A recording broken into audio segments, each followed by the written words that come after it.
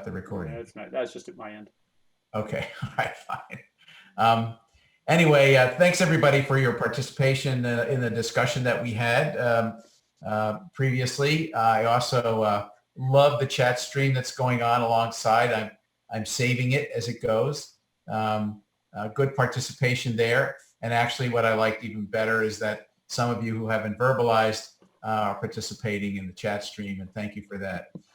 So now we have a wonderful guest who's a good friend of mine from GE Healthcare, and Paul Mullen. Hi, Paul. Welcome. Hey. And Paul has had a 38-year career, and he'll introduce himself a little further, both in GE Healthcare and Frontera Business Services. Paul's worked in 50 countries or done projects or run teams in 50 countries during that particular time. If there is an experience being a global leader that has happened, Paul's had it likely. And I admire him because he's always positive. He always has a smile on his face, but he's also very, very willing to engage in the most productive way in things, many of us would steer away from that are conflictive in nature. I think you're going to enjoy his remarks and how he's going to challenge you. So it's all yours, Paul. Thank you for joining. Thanks, Bob. Appreciate that. Hey, just a quick check with everybody.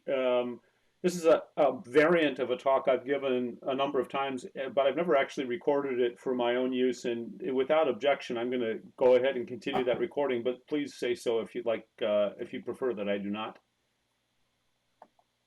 Hearing none, I'll move forward. Bob, thanks, of course, for the introduction.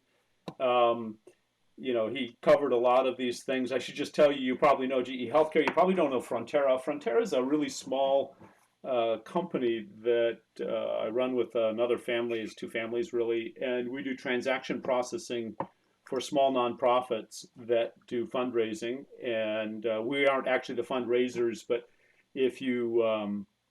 if you're giving by Venmo or giving by a check or credit card or whatever, somebody's got to process that and keep the donor records up to date and so forth. And so we're a small company. I can't tell you whether or not we're really a company. We might be a hobby, but it's somewhere between a business and volunteer service. And you can look that up to see what it's about. Currently I'm leading a team that runs across 3 countries in terms of the development side, and that's between Israel and Finland. But you can pick a bunch of other places and countries if you want. This slide is mostly here so that you'll know that I've got some experience. And I would really emphasize that what I have is experience. I don't necessarily have expertise. And so I don't come to you as an expert. I just come to you as somebody who's traveled a bit in this land of global teams and building trust. So think of me as a fellow traveler more than anything. As I think about my job as a leader, and this is not a global leader, this is just my job as a leader, generally speaking, and I think it's actually true of all of us, right? We wake up every morning and we make 3 fundamental promises. We make a promise to our customers, and those of you who've been to business school, you would call this the value proposition. The problem is, with value proposition is that you might know what a value proposition is, and it might even be possible that your product managers know what it is. But the problem is most people in the organization really don't know what a value proposition is, and it's usually poorly stated and verbose enough we don't get it.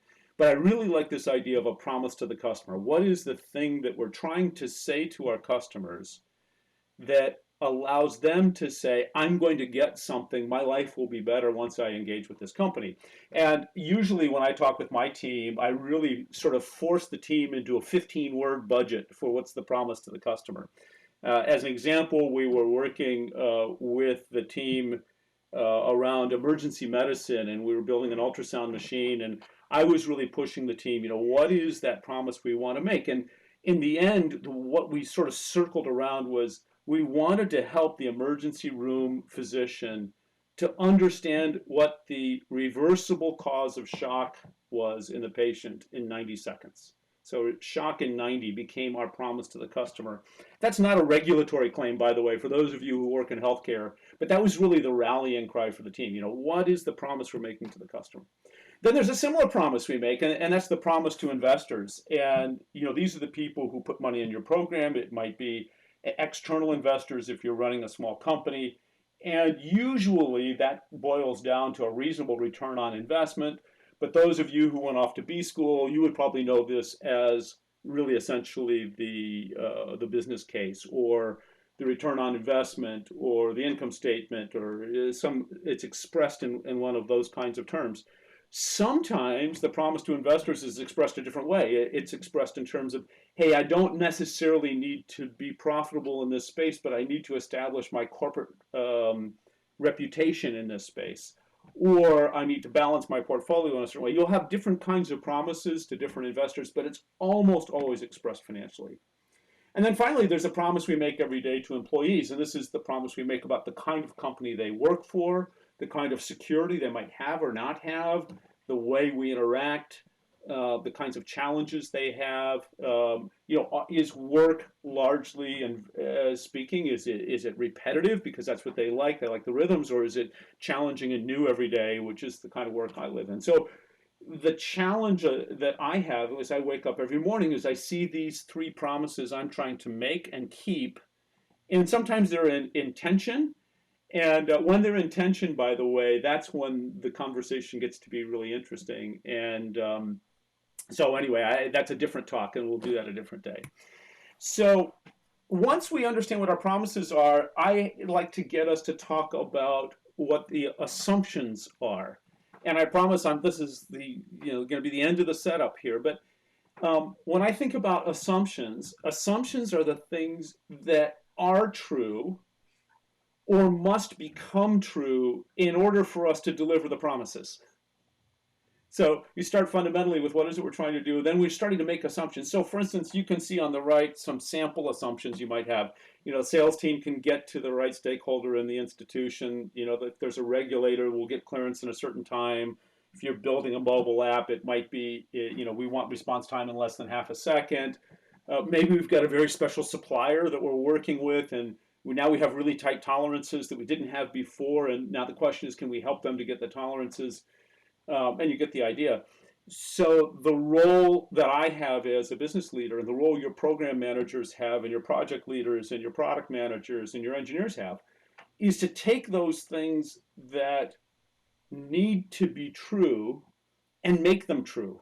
Or if they're already true, verify that they are true. And so what I tried to do then is to think about when I wake up every day, I remind myself of the promises I'm making, and then I start to ask myself, what are the assumptions that I have made that are not yet true, and that I then either have to focus on.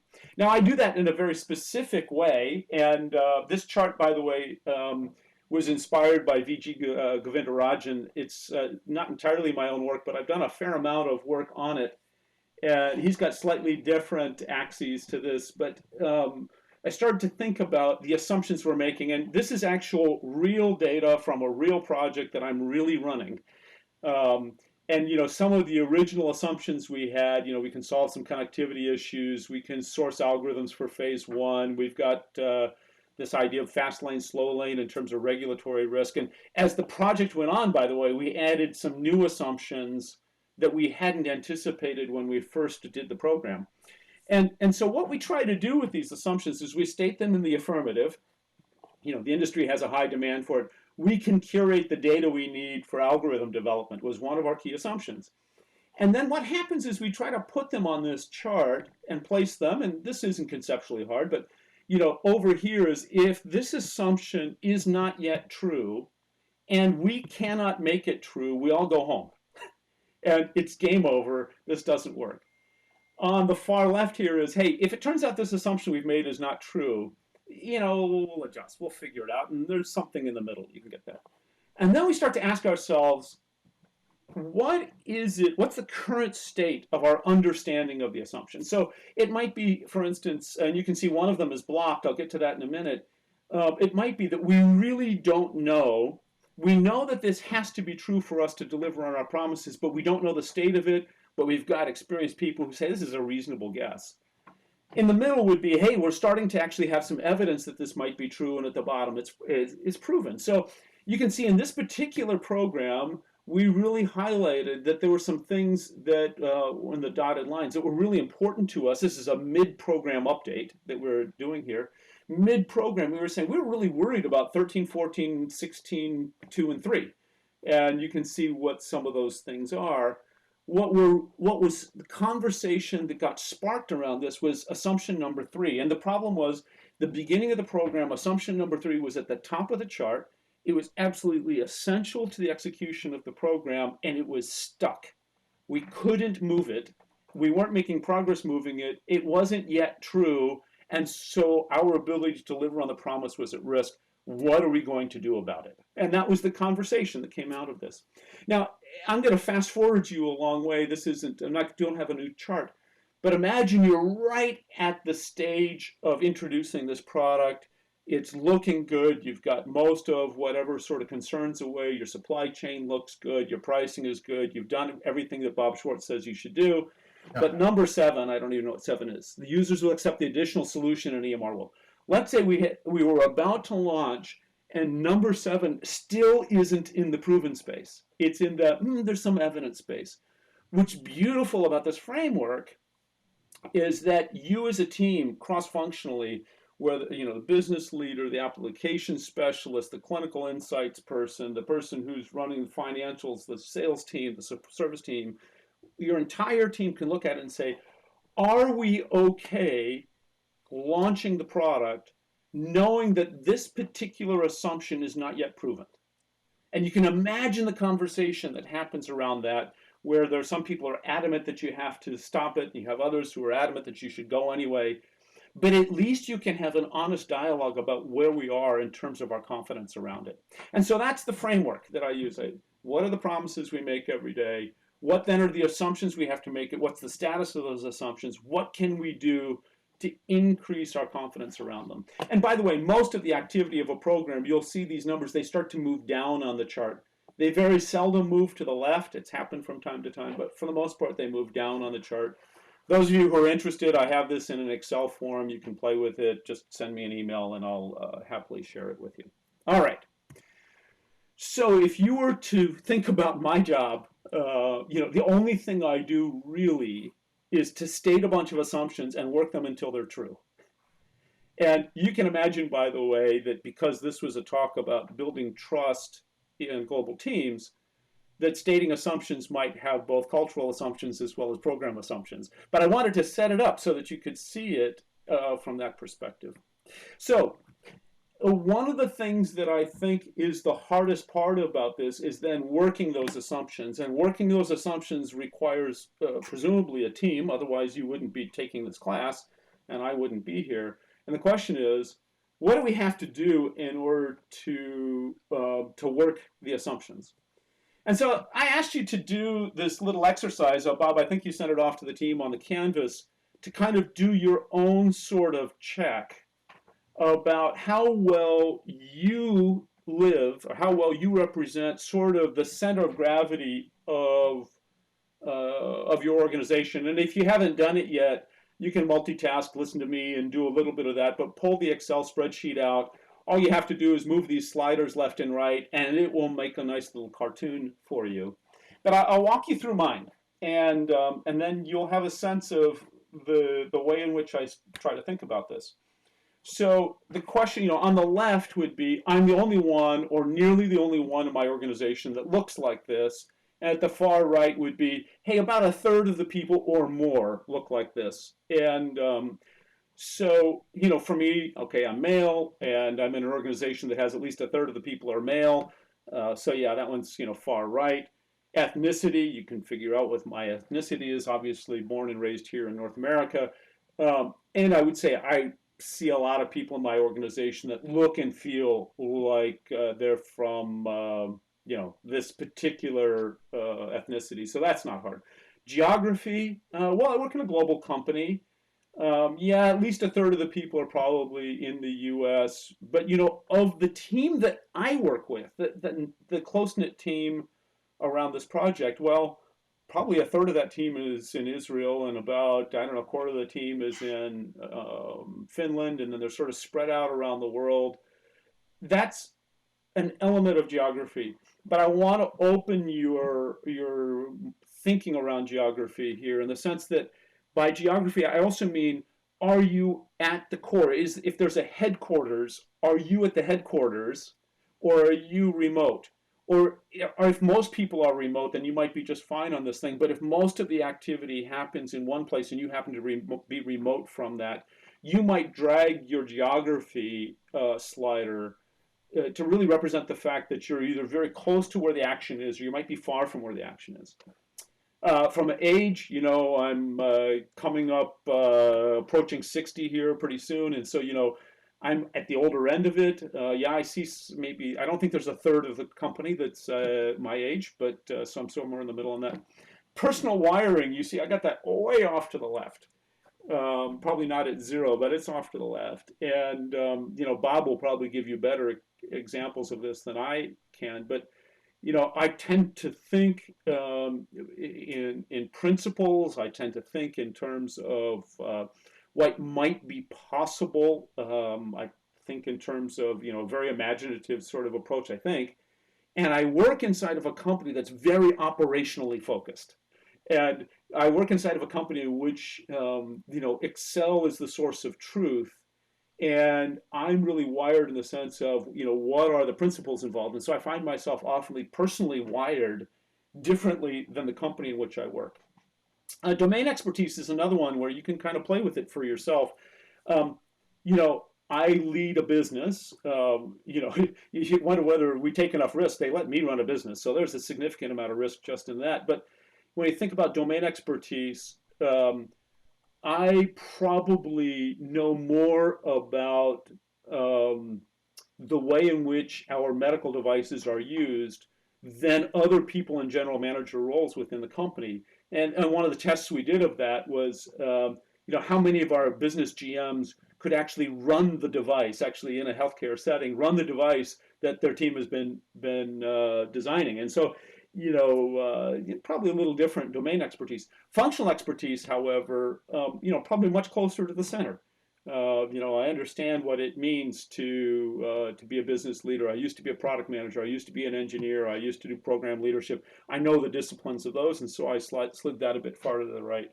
And then risk appetite. I have a fairly high risk appetite, and I tend to look at things as possibilities. Bob says always, have a smile on your face, and a little bit optimistic, even in the midst of hard things, and that's probably embodied in my risk appetite. But what I would say is that my risk appetite isn't go take a lot of risk. It's more of I'm more comfortable with uncertainty and learning things because I can see principles at play. And so then if you were to look at the overall map of this, you can see three areas where my particular setup, my particular personality, set of skills and so forth, is more unlike the rest of the organization than other people might be. I guess that's maybe a very strange construction in English, but you get the idea. So what does that mean then when it comes to building trust in a global organization? And that's where I'm going to take you next. But I'd love to have you ponder it for just a moment for yourself. If there are one or two of you at the end that want to share what your map looked like, I'll give you a chance to do that, and we'll think together about what it might mean. But just thinking ahead of time, try to draw your own picture and imagine drawing some circles around the places in which you stand out, you're unique, you're different, and therefore you have to make some accommodation when it comes to building trust in the global organization. All right? So far, so good. Bob, are pace okay? Everything looking okay? Yeah, so far, so good. I just for knowledge, I was not able to post this on Canvas in time. Okay. And it spit it back at me, and I didn't want to bother Randy Galinsky or any of the other team late on a Thursday night. But I think there is an opportunity just to take these attributes and on a piece of paper right next to you, just sketch it out. See where you think you fit. Again, I'm seeing in the chat stream some real positives so far about things you're saying. And in fact, one thing, Paul, before we move to that, you might address is, well, when you show the chart on the previous page, someone asked for some tips on how to facilitate the discussion with the cross-functional team on plotting of the assumptions. How did you drive the conversation in a way that engaged people? This is terrific. Let's pick this up at the end because I want to keep the flow of the logic of this going, but Sure. we'll come back to that for sure. Okay, just wanted to get that in since we're on a Yeah. little pause. But yeah, everybody, if you want to take a couple of minutes and just think about your own context in terms of what Paul just shared of his context, then maybe it's yours from there, Paul. All right, sounds good. So I'm going to take this idea, and now I'm going to apply it to the problem of global trust and start to work through it. And I really would, it'd be helpful for you to do your own sort of spider or radar diagram here, because it'll actually change your dynamic. At this point, I'm using myself as an example, and you might think of it differently. All right. So you have to think about, when we're thinking about trust, we have to realize that our superiors see trust differently than our subordinates do. And so trust is sort of a three-way game. It's managing up, it's managing down, and of course managing across. So I've got a really unusual situation in that I have a boss, he's the guy who signs the paycheck, but I also report to a board of directors that includes 5 people from GE and 5 people from another company that we're partnering with. And so I actually have, all told, I have 11 bosses, my boss and the board of directors. And the things that my bosses are looking for as they think about, do we trust Paul to do this, is they're really asking the question, is he going to deliver on the promise to the investors? And of course, we have to deliver the promise to the customer in order to deliver the promise to the investors, but that's what they want to know. And the way they measure it in the short term is they start to say, does Paul deliver what he says he will deliver? Or will the team that Paul works with, will they deliver what they say they're going to deliver? And you often hear people talk about the say-do ratio, actually, which is sort of upside down. It's really the do-say ratio, but I've decided I don't really need to fix that. But do we actually accomplish what we say we're going to accomplish? Now, my subordinates think of this totally differently. And they're starting to say, is Paul wise enough? Is his skill good enough that he can protect the business so that 2 things will happen? One is my job will stay interesting and it'll be secure. So that, what happens is that people do their best work when they're doing something really cool and they don't have to worry about whether they'll be able to continue doing something really cool. And so what's really interesting is we think about managing trust globally, we actually have different dynamics at work in this. And of course, there's a third wing on this, which is to peers, but this slide got way too complicated when I tried to do that. So I'm going to just simplify this and talk about trust to my superiors and trust to my subordinates. And then I started to think about this, and I said, well, listen, okay, when I think about my particular map with my superiors, the things that they are going to find the most troubling in this is the way I'm personally wired and my domain expertise. They're not worried about me managing risk because they're going to manage it for me. They're going to give me constraints and boundary conditions in which I can work. But they'll be saying, hey, listen, Paul always talks in these strange clinical terms. I don't understand them. That is a harbor in which I've never navigated. I don't trust the buoys, even though Paul does. And so it's really incumbent on me to think about, how do I use my domain expertise in a way that doesn't lead to confusion or distrust with my superiors? And that, for those of us who are engineers, it's really hard because we feel like we're dumbing it down. But that's not really what's happening. I've got a completely different talk on, how you get to clarity. But, domain expertise can actually be a barrier to clear expression. And so we have to really think about clear expression. The other one is personal wiring. By now you're getting a sense of my personality. I really like what I do. I have a lot of fun doing it. I read broadly, so I make lots of connections between different ideas. And sometimes, people are like, "Okay, is he serious or is he a goof or what's going on?" I give you a great example of this. We've been thinking through this COVID crisis. How do we bring our sales team back up to speed? What is the way in which we do that? What's our restart and reboot? And it got me thinking about Apollo 13. And Apollo 13, for those of you who know the story, they were in terrible trouble trying to get a bunch of astronauts back to Earth.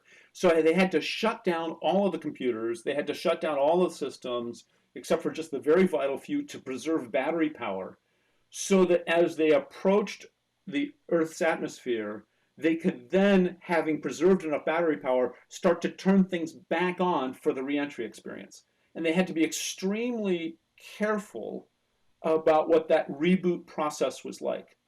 And for me, that was an instant connection back to the business problem I'm facing as I'm thinking about having gone through some cost reduction to preserve the company during the COVID downturn. What's the right reboot process going forward? So that made perfect and total sense to me, but to my senior leaders, it felt like a cute anecdote.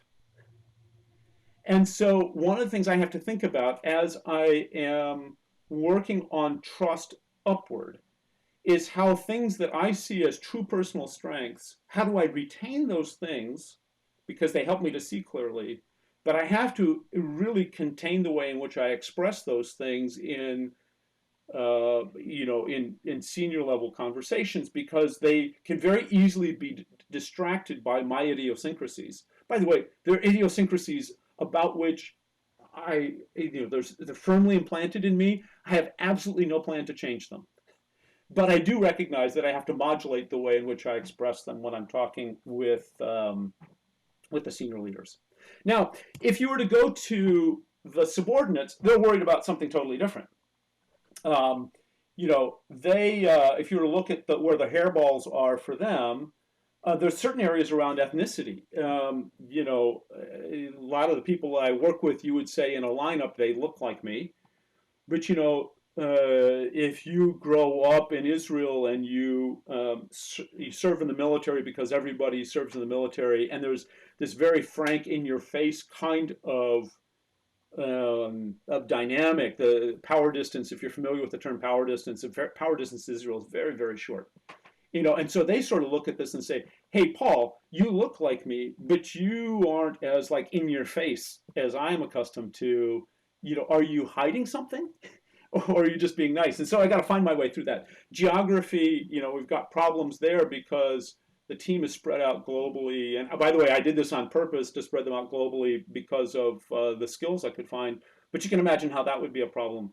Personal wiring, turns out with my team to be an advantage. But nevertheless, what they really want to know is here the question is, Paul is fun, Paul is pleasant, Paul seems to be smart, Paul seems to bring a dynamic of vision to the business we don't have with others, but is Paul wise enough to guide us through a difficult time? And you can see how that question is going to be on their minds as we go forward. So that's the dynamic that I think we have to think about as we build global teams, is we recognize, first of all, that we are differently wired than others, differently constructed than others. We bring, therefore, a dynamic that will be, in some ways, an easy interface, and that interface can be, make us feel warm and terrific. It also, the tension can be good too, but the tension is never comfortable. And so, but we have to be aware of these things because trust starts to fray at the edges in those places in which our personal wiring is quite different than those with whom we're working. And you can see the dimension is different up and down. All right, so what do I do about it? And here I'll just emphasize again, I'm not an expert. Some things I do work really well. Some things I do were really well intentioned, but didn't work that well. And so I would say, I would make frequent visits to all of our sites around the world. In my case, it was 4. I have totally forgotten about the team that I work with in Switzerland. So there's, sort of 4 sites. I would go to visit each with them about every 8 weeks, share a meal. When I went to the office, in each of these countries, I would try to sit in a different part of the office instead of sitting in some visiting manager's office or something. One day I'd sit with the natural language processing guys, and the next day I'd go sit with the data ingestion guys, and another day I'd go sit with the people who were working on service and service support. And the idea was I would just get a different dynamic and feel, and they would realize, I get frustrated with my computer just like they do. Used to write a weekly love note to the team. That sounds kind of funny, but it was sort of like, what have I been doing over the last week? What have I been reading that's interesting? What do I think affects the business? What am I learning as we go? And I maintained that every week, every Saturday morning. I wrote it for about 3 years. And at some point, it just became hard. And I decided to stop doing it. It wasn't because it wasn't working. It was too much, and I had to make a choice in that. Public praise, private critique, positive tone. Hope that's clear. Lots of personal transparency, even when I'm uncertain. I recently had to deliver a message to the team that we were reducing the cost, or the spend on our program by 40%, 40. And so what I tried to do is to walk people through what was the reasoning for it, how did it happen, how had I protected the business in such a way that we could absorb a 40% reduction in spending and still be whole in the process. And then say, and here are the things I don't know going forward. And the feedback from that was, it's really weird to get a cost out message and feel like it's inspiring, but at least, that happened. Now, I couldn't absorb another 40% and tell the same story, but you get the idea. Language learning, every country that I work in, I try to at least learn part of it. I've, reasonably decent in Spanish. I studied Japanese for a while, and now I can order the wrong meal in a restaurant in Japanese. Hebrew, any of you who studied Martian, you'll find Hebrew to be really easy. It's a bizarre, weird language with lots of unusual grammar.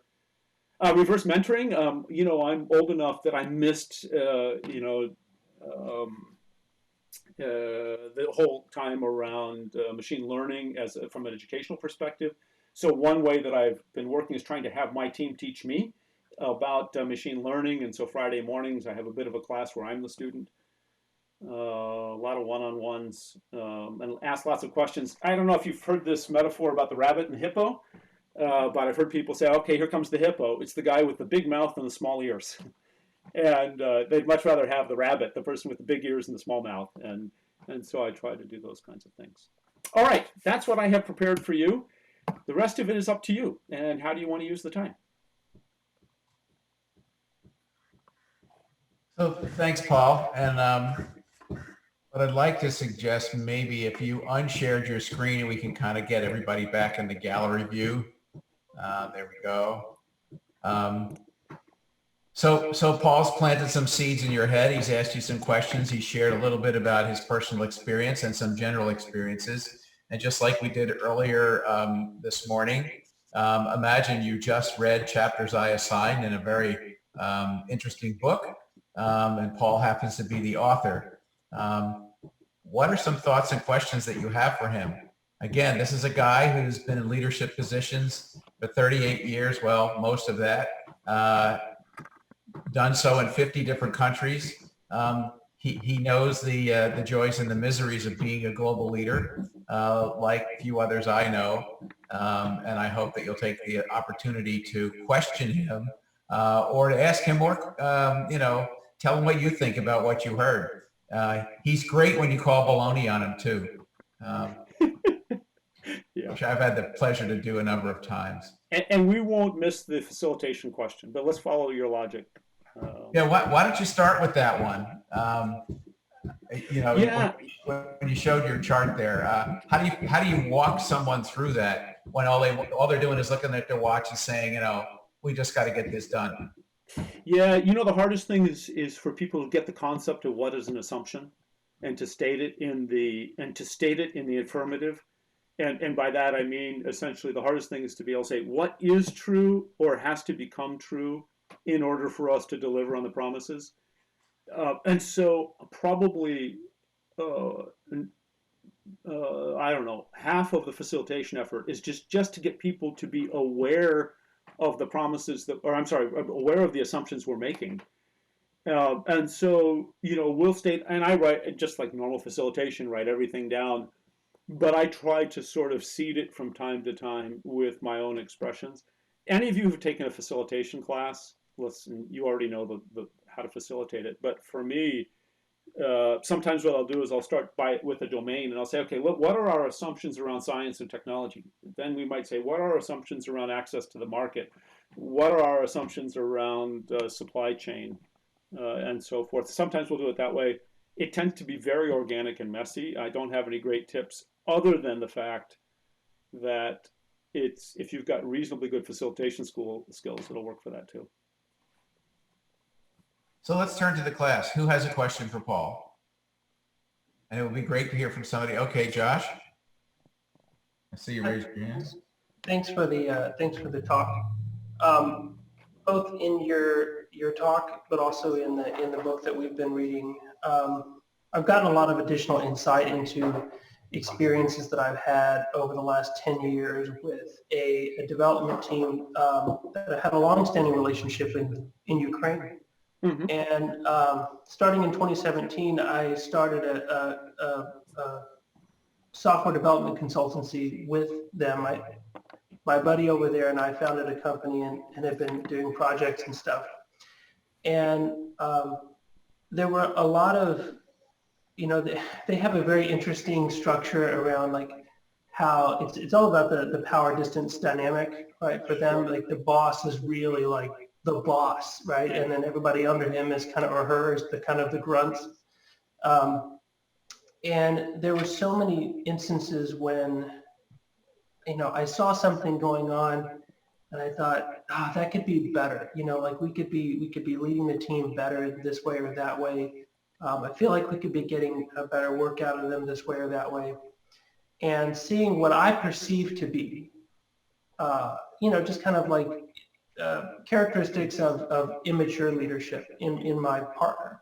Mm-hmm. But now, given some of the stuff I read, it just feels a lot less like immaturity to me and just more like a cultural difference around Mm-hmm. How a leader believes that they should think or act and treat the people that are working for them. My question is, how do you tell the difference?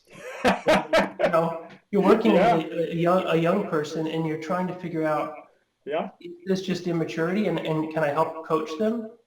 Or is this a legitimate difference and I need to figure out a different tact here, got to figure out a different strategy? Yeah, that is very, very real for me. I was working in a relatively new manager for an engineering and manufacturing facility in a country. I'll leave it anonymous for the moment. And it took, I was very confused because the behavior was very similar to what you just described, Josh. And, I tried all kinds of things. One of the things that was really frustrating for me was it seemed like in a meeting, everybody was trying to prove to each other who was the smartest person in the room. And there was this, like you would have this conversation and somebody would say, well, I think that we're reaching, close to the theoretical maximum of what we'd be able to do here. And somebody else would come out with, well, no, I've done the math and let me show you. They just pick on each other. And at some point I said, guys, you're all smart. You wouldn't be in this room if you weren't smart. So let's stop trying to prove who's the smartest person in the room and start to try to prove who's the most curious person in the room. Doesn't that sound wonderful? Except it didn't work. It was really frustrating because I'm naturally curious. I thought that was just a terrific way to sort of unwind this problem of trying to prove who's the smartest in the room. And eventually I had to change out the leadership. That's what it came down to. And there was this sort of in-your-face sort of, I know that, you're the boss, but, and your dynamic's a little different, but I eventually had to just change the leader. And it took me about 6 months to figure out that the change had to happen. It took me another 6 months to have the courage to do it. but that was real for me. Was the part of your discovery of that actually going there in person? Yeah. Yeah. Okay. Yeah. I mean, because that sounded familiar, like a familiar strategy to me. Because dealing with that kind of thing here, it often works to get curious, right? To just start asking questions, get curious, really uncover the root of the problem. It's very effective. Whenever I would start trying to use that tactic with this team, they were just kind of like, why are you asking questions? Work is work. We will do work. And it's like, okay, but I wanted to know, this other thing. And it's like, it just wasn't working, Yeah, we have another, one of the things you'll notice, by the way, is, if you haven't figured it out already, is that people turn into copies of their leaders. And if you look across organizations, you'll see, if I spend some time with Mark's team, and Mark, by the way, I have no idea what you're really like. I'm just making up a story here, but I spend time with Mark's team, and Mark is an optimist, and he's willing to try lots of different things. And if you go to Mark, you'll say, hey, can we put blue pinstripes on it? And Mark will say, sure. Can we celebrate when we're done? And if you go to anybody on Mark's team and you want to try something, they'll try it. And as a result, they end up out of control because they're willing to try anything and they can't stay on track, right? And there's other people on the organization where, I tried that before, and you go to them and say, hey, well, can we put blue pinstripes on it? They say, oh, we tried blue before, it never works, And if you go to their team, their entire team misses opportunities because they're closed in that way. And so those of us who are in leadership roles, we have to be really, really careful about the way we modulate our leadership because our team will imitate us. And what you're pointing out, Josh, which I think is so important, is that you do have inbuilt structures and culture differences that say, it's just work, we'll do work. At the same time, as you start to work through that challenge, people are going to start to take on your personality. And you have to be really careful about the way you modulate your personality in public because it will change the culture. And you see this in politics, you see it in companies, you see it in the religious organizations you join. The organization will turn into many copies of you. So be really careful about your character and the way you curate it. Bob, you're on mute. Alex has a question. Hey, Alex. We've got to find Alex on the screen here. Hey, Paul. Thanks, Josh. I have a question about assumptions. So in the beginning of the first few slides, basically an assumption that links to outside the organization. So you use the example of like supplier X can meet tolerance Y. Yeah. How do you kind of manage that assumption and drive it down the scale to where you're certain? But in a lot of cases, maybe it's really difficult to do that, or you get to a point where you have to trust that the supplier can do that. And how do you think about that kind of assumption? That's a great question. So one of the things we could do, let's use that example, and I'll give you another from a regulatory perspective, because there's truly an outsider that you can't control, right? But inside, let's say you're talking to a supplier. Well, what we could do, as an example, is we could set up in the contract with the supplier and the practice with the supplier, we could do mid-course samples where we get samples in, maybe, let's say it's a year-long program, we start to get samples from the supplier at the 5-month mark and start to test whether or not they actually can hold the tolerance. And if they can't, then you start to sit down and say, well, let's apply our engineering skill and their engineering skill together. So you could do it essentially by doing proof of concept testing early on. That'd be one approach to it. But you could start to say, let me give you a regulatory example. We wanted to bring a product to market. We were really uncertain about how the regulator would look at it. So believe it or not, in our case, the FDA is pretty good, and they can arrange something called a pre-certification conference, and you can actually go and talk with the regulator and say, how are you going to think about this going forward? And we can start to think our way through it. Another one that will come up, is testing your value proposition, right? Or testing your promise to the customer. Do they really want this thing I'm making? And of course, if you read anything on the lean startup, you already know about build a little, test a little, and go from there. So I would say put a lot of intermediate milestones in place. Thank you. Great. Thanks, Alex. Who else has a question for Paul? Annie? Oh, there you go.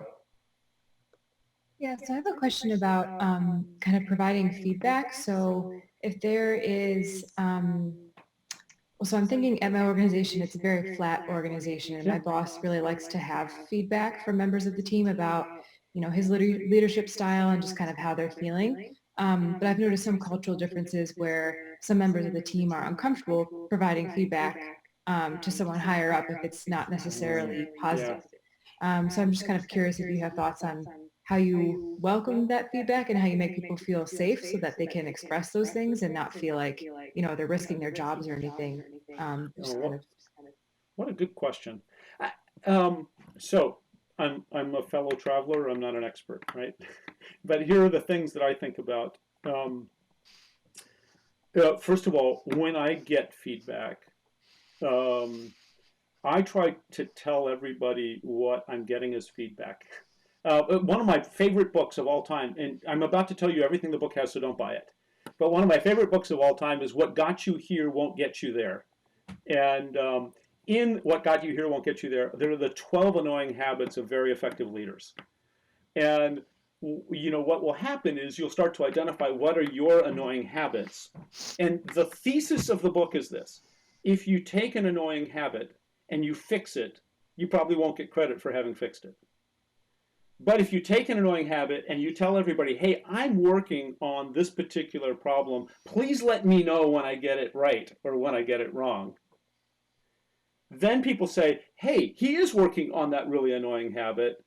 And then when you fix it, you get credit. I mean, that's the book is book length because you need a book, you need to be a certain length to sell it. But it's fundamentally, that's the thesis of the book.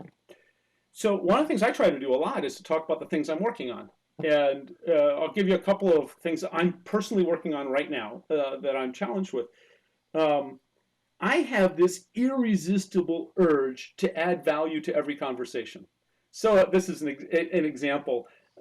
Somebody might say, hey, Paul, I've got this great idea. Why don't we do a webinar for XYZ product? And I say, oh, that's great. And we should have everybody should have the same background on their cameras. I was like, Paul, shut up. Just let them run the webinar. They will figure those things out. And you can see that one of my problems is this irresistible urge to add value. And I'm constantly working on it. It's a lifelong problem. But when I make that public, then it's a whole lot easier for the team members to say, hey, Paul, you got that one right. Yeah, you missed it on this one. So here's another one that I'm working really hard on right now is, a lot of people work really hard to prepare presentations for program reviews and things like that. You guys have all done this, right? And then you get into it and you're on like slide 1.5, and whoever is the audience has completely diverted the conversation in a way you didn't plan for. You see, I see the nods on the screen. You all know what this is. So one of the things I've tried to do is to say, both for myself and for my team, we will follow the logic and the train of thought of the presenter. And then we will use the chat stream on the right side of Zoom in this case for us to say, hey, I wonder what about this? And and have we really considered, the present value of future earnings and whatever it is we want to say in that. But we will honor the pre-work of this person by following their train of thought. And then we save, a fraction of the meeting to go back through the chat and ask the questions that are there. So doesn't that sound wonderful? It sounds like a great nirvana, and I'm terrible at it. It's a habit I want to develop, and I haven't developed it yet. So what I've tried to do is talk about it a lot with my team and say, hey guys, this is what I expect from you. It's what I expect from me. Let me know when I get it wrong. So I think those are the kinds of things you can do. Does it make sense? Yeah, thank you. Okay. Thanks a lot, Annie. And Luke, I think you had your hand up too. Yeah, and so I'm currently half my team is in Minsk, Belarus, and the other half is downtown Chicago. So but here's the funny part is, and I'm wondering if you have any experience or examples of this. I don't have necessarily a problem per se with the cultural differences and the time zone and the meetings and ensuring that we have all of our sort of stand-ups and check-ins at early on, and then they're off and we do work, and vice versa. I don't have problems with that.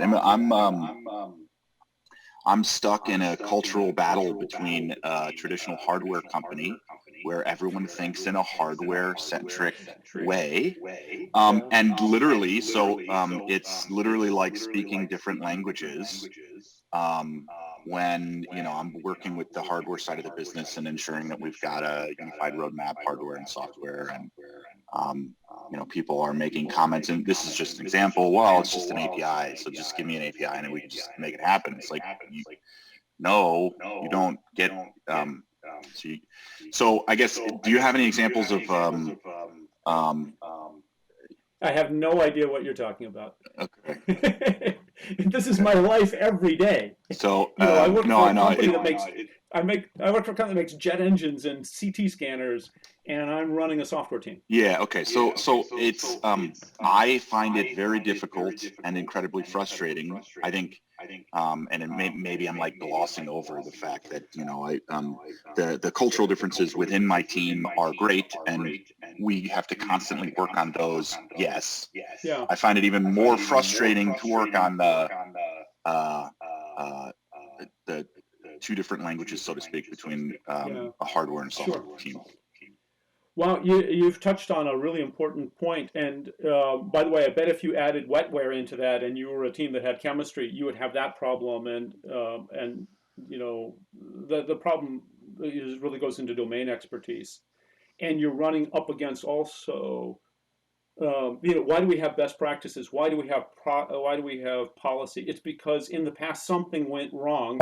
So now we want to put something in place to make sure that what we do in the future goes well. And so those rules and those cultural standards and so forth, they aren't there because people are just trying to be annoying. They're there because people had expertise. And what happens is you had this bad thing, so we have this mitigation on top of it. Now we have another bad thing, and all of a sudden your policy ends up being a pile of the lessons learned from bad actions in the past, right?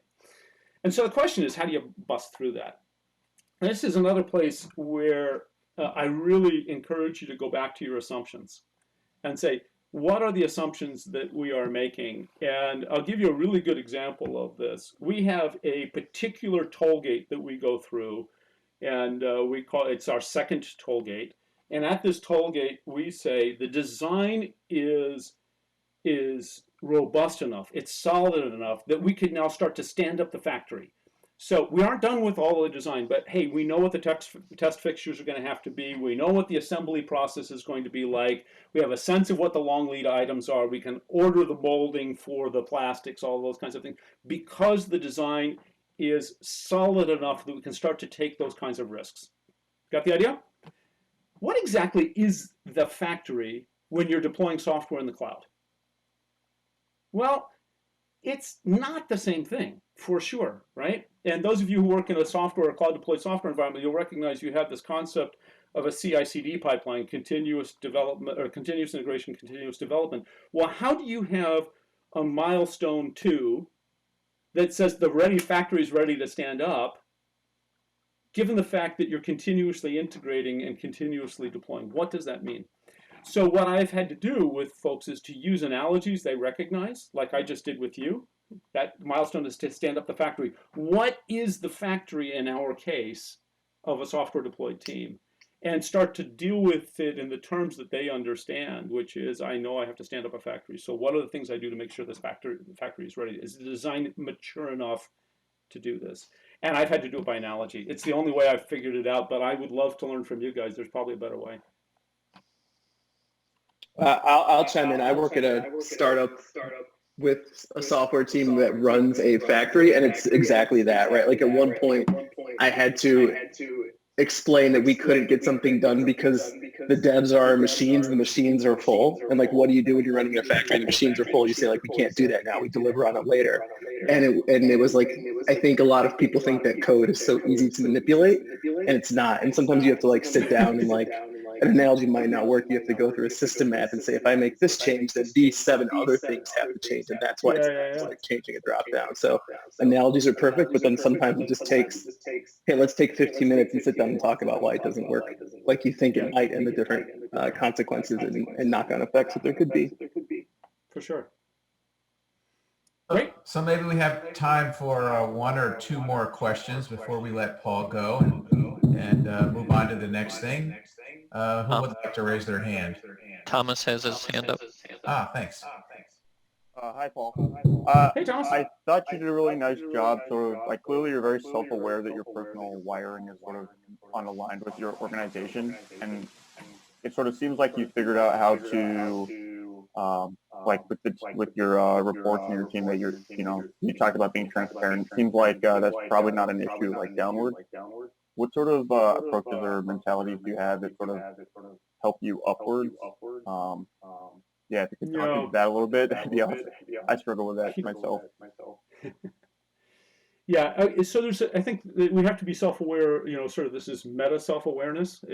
Sorry if I'm making this too weird, but when is it that this is the particular way in which we're wired, it's good for us and it's good for our organization, and when is it that we're just plain weird and unhelpful, right? And so you do have to sort through that. And so I don't want to use our particular wiring as an excuse for being culturally, what's the opposite of fluent? To be culturally unfluent, whatever that word is. So we have to be aware of that. I've worked for my boss long enough. He kind of knows who I am, and he will expect, in fact, our annual discussions about performance, he often says, the thing we appreciate about you most is the fact that you're always coming from a different perspective. And my frustrated answer is, well, that's great, but how come you never listen to me? And that's an exaggeration of it, right? But in fact, he does, right? I think you just have to recognize that there is a power structure that is in place. And we, in North America, we like to say, hey, it's all merit-based. The truth is it's not. And so we do have to recognize that there is a power structure, and you're going to have to modulate your style up. One of the things I can really recommend to you is find somebody who's senior to you but not in your direct line, and say, listen, I know that my match isn't working great at the senior leadership level. Can you be my spy, my coach, my truth teller, and say, hey, Paul, you're missing it here because of this little idiosyncrasy. Oh, one of the things, by the way, I'm standing on a treadmill desk, so I have a treadmill underneath this. And I used to go to meetings, and I would actually be walking on the treadmill as I was talking. People said, that's really distracting. Turn it off. Don't do that. It worked great with my team because it was very real. It worked terribly with my board of directors. So I think we just have to realize, as much as we don't want there to be a power hierarchy, there is a power hierarchy, and we just have to modulate to it.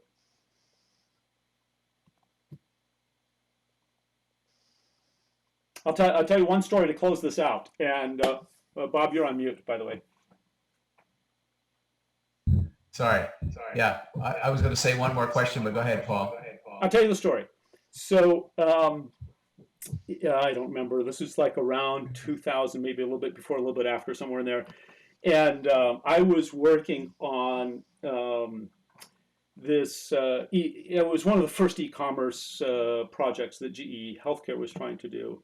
And I was right in the middle of it. And I was trying to bring together a whole bunch of different healthcare companies and trying to bring them together into a project that was really bringing the best of different brands. We had a great diagnostics company, we had a really good supplies company, we had somebody else who did pharmaceuticals, and we sort of brought them all together into sort of an e-commerce consortium of types for medical equipment. And at the same time, you may remember our chief executive, Jeff Immelt, who was the predecessor to the predecessor of Larry Culp. Anyway, he was at GE Healthcare at the time and was vying for the big job. And at those days, we were just, e-commerce was sort of becoming real. And one of the things he really needed to demonstrate was that he was an e-commerce leader.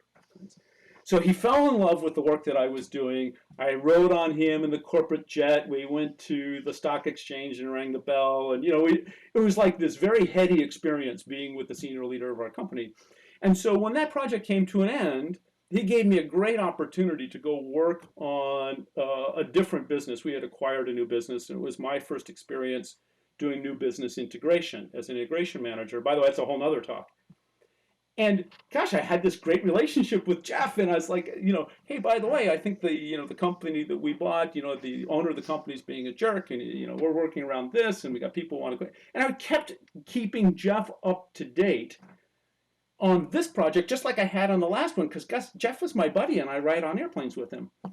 And the senior HR person that was there at the time, he came to me and said, Paul, the more senior you get in this organization, the less feedback you're going to get.